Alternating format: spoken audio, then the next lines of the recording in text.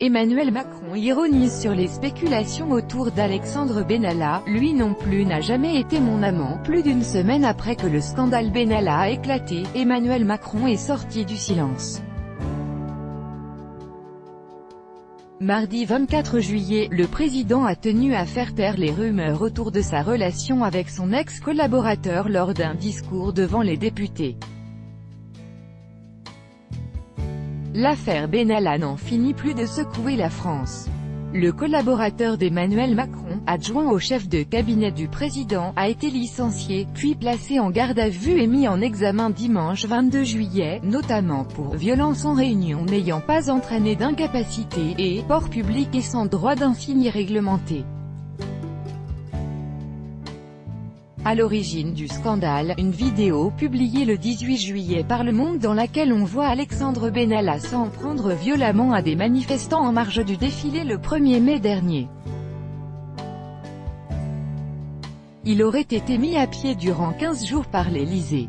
Depuis, les révélations autour de la situation de ce proche d'Emmanuel Macron se sont multipliées, les polémiques s'enchaînent.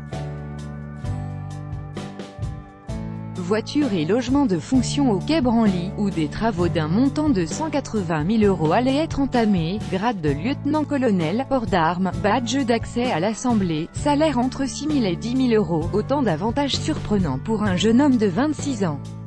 Une situation qui a tôt fait de faire éclater les plus folles rumeurs autour de la relation entre le président et Alexandre Benalla.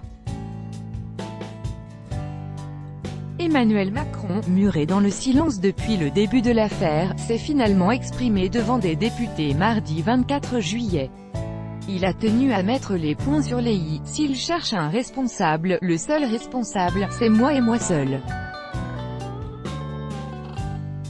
Alexandre Benalla n'a jamais détenu les codes nucléaires. Alexandre Benalla n'a jamais occupé un 300 mètres carrés à l'Alma. Alexandre Benalla n'a jamais eu un salaire de 10 000 €. Alexandre Benalla n'a jamais été mon amant, a-t-il précisé. Ce n'est pas la première fois que le chef de l'État dément une rumeur sur sa vie privée. En février 2017, au théâtre Bobino à Paris lors d'un discours improvisé en pleine campagne présidentielle, il avait ironisé sur sa supposée liaison avec l'ancien président de Radio France.